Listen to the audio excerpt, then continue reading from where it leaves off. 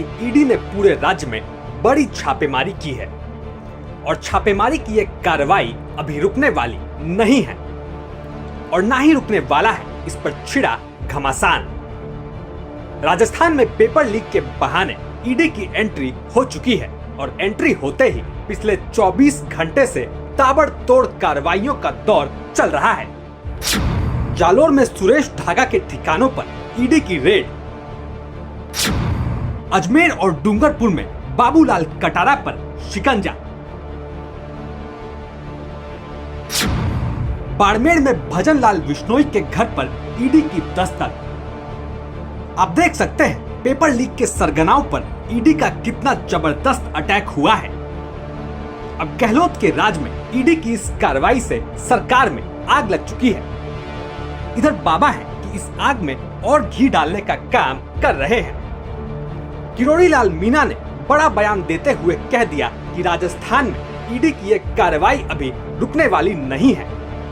अभी और 17 जिलों में छापे पड़ने वाले हैं। हालांकि यहाँ एक सवाल ये भी है कि ईडी की कार्रवाई से पहले बाबा को ये बातें कैसे पता चली। राजस्थान भी भ्रष्टाचार में अव्वल है। ईडी लेट नहीं हो गई आने में ना, ईडी बड़ी तैयारी के साथ आती है, क्योंकि ईडी पे आरोप बड़े आसानी से लगा दिए जाते हैं कि पॉलिटिकल वेपन बन के काम करती है। बड़ी तैयारी की, पूरे 17 जिलों में ईडी जाएगी। जो मेरे को पता लगा है कहीं से 17 जिलों में ईडी के पेपर लीक करने वाले सरकारी कर्मचारी, सत्ताधारी दल से जुड़े हुए लोग, एमएलए 4-5, 2-3 मंत्री, ये सब जुड़े हुए। तो इसमें पुख्ता जांच ईडी ने की है साल भर, तब जाके ईडी यहाँ पर घुसी है।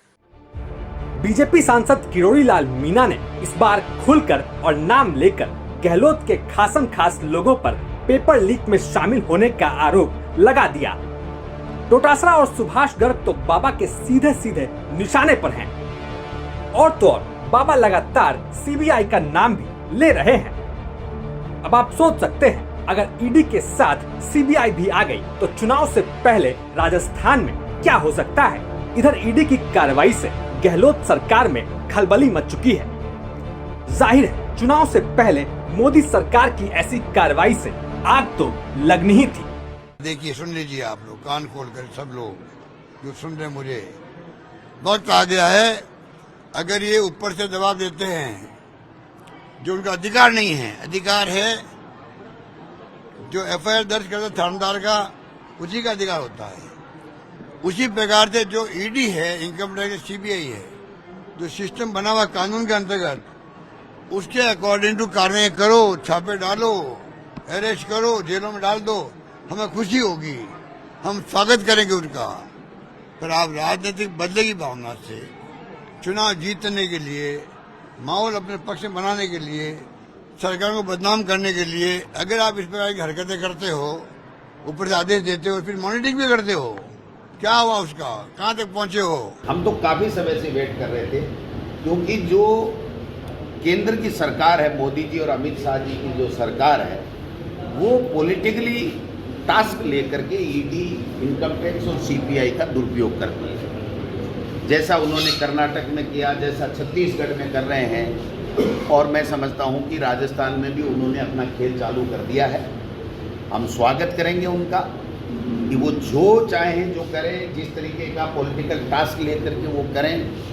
कोई यहाँ डरने वाला नहीं है, कोई घबराने वाला नहीं है। जब चुनाव आता है तो उस समय ईडी वगैरह सब सक्रिय हर उस स्टेट में हो जाती है जहाँ पर जो है चुनाव आते हैं। तो ये तो आपको समझ लेना चाहिए, जब भी ईडी या सीबीआई कहीं दौरा करती है तो समझ लो उस प्रदेश में चुनाव आ रहे हैं। हमारी एसीपी बहुत अच्छा काम कर रही है, गृह विभाग भी मेरे पास है। जैसे ही तुरंत हुआ हमने अरेस्ट भी किए, मौके से जो जो तथ्य हैं वो सारे निकाले भी गए, और हम पूरे देश में सबसे ज़्यादा एसीबी की कार्रवाई राजस्थान में होती है, जिसको आप लोग फिर गलत इंटरप्रेट करते हो। जिन स्टेटों में कार्रवाई नहीं होती तो आपको पता ही नहीं लगता कि वहाँ क्या हो रहा है। बता दें कि राजस्थान में पेपर लीक का मामला एक बार फिर गर्म हो चुका है। अब इसे और गर्म करने बीजेपी 13 जून को जयपुर में बड़ा हंगामा करने वाली है। सचिवालय का घेराव कर बीजेपी बड़ा प्रदर्शन करेगी और हो सकता है एक बार फिर आपको ऐसे नजारे देखने को मिले, क्योंकि ईडी की रेड से बीजेपी को बैठे बिठाए बड़ा मुद्दा मिल गया है। बाबा तो सीधा सीधा नाम लेकर पोल खोल रहे हैं। मंत्री विधायक तो छोड़िए, कह दिया कि सीएम गहलोत को भी पेपर लीक से अच्छा खासा फायदा हुआ है। एसओजी ने बिल्कुल थॉरो जांच करने के बाद ही हाथ डाला है और मेरे को तो लगता है कि सीएमओ तक भी ये आंच पहुंचेगी।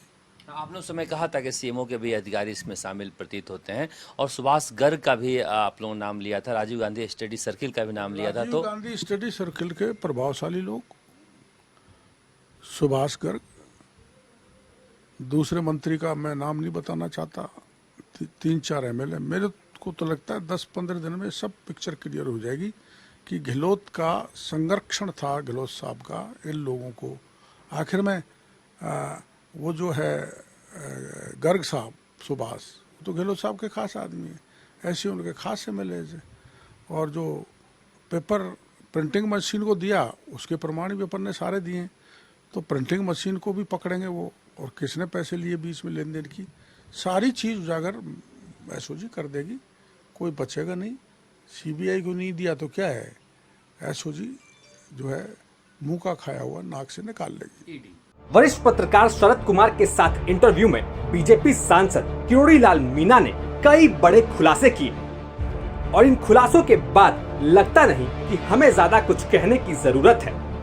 अब देखना ये होगा कि बीजेपी और बाबा इस बार पेपर लीक पर कितना बड़ा हंगामा मचाते हैं, क्योंकि गहलोत के राज में ईडी का डंडा लगातार चल रहा है।